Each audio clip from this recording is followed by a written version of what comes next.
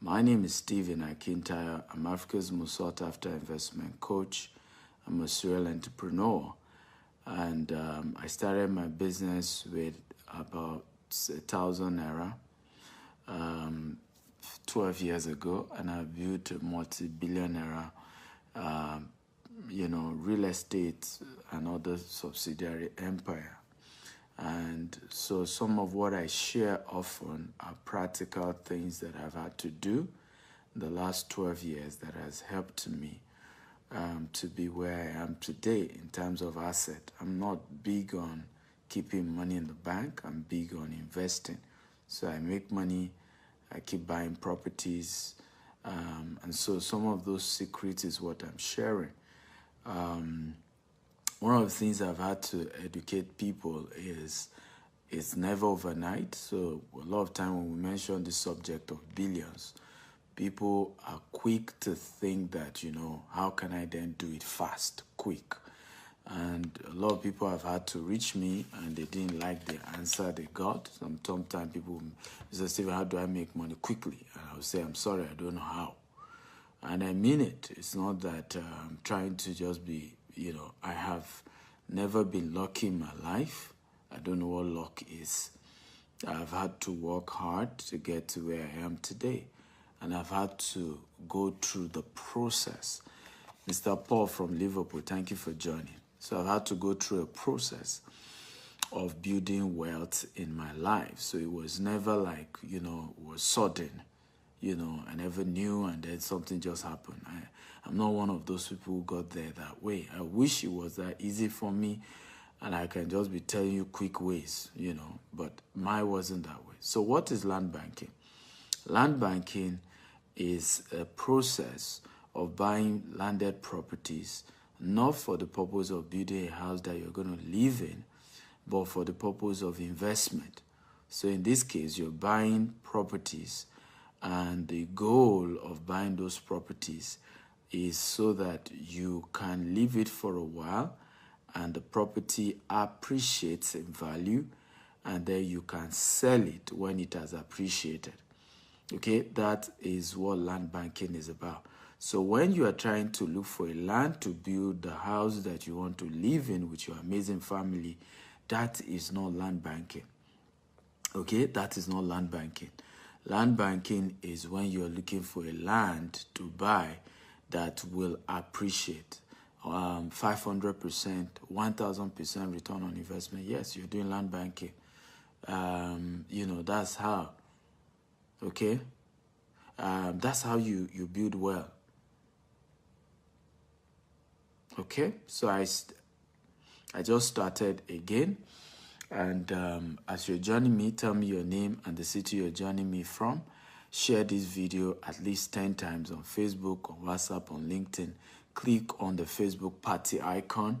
Invite as many of your friends as possible. Tell them the Eagles in the building and get all of them to join us and learn, okay? Let everybody share. So, how to become a land banking billionaire? How many of you have ever done land banking before? If you've done land banking before, type 1.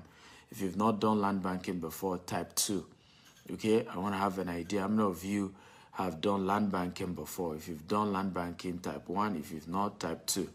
Okay, if you've been at least putting your money into some form of land banking, type 1. If you've not, type 2.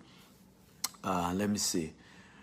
It's important. I just want to, Moses from Abeokuta, thank you for joining me. I just want to have an idea of some of you already doing land banking or those of you who are not doing it. Land banking is one of the ways to make a lot of money legally. It's actually SN from Cross River. It's actually Anita from Lokoja, I see you. It's actually one of the best ways to become wealthy legally. And in Nigeria, I don't know any better way for you to build wealth without soiling your name, without having to become corrupt. There are very other few ways to do that outside land banking. Okay, because you could get good lands from families and literally not have anything to do with government, except for maybe when you need to start building and you need permits, and even that third party can handle it for you.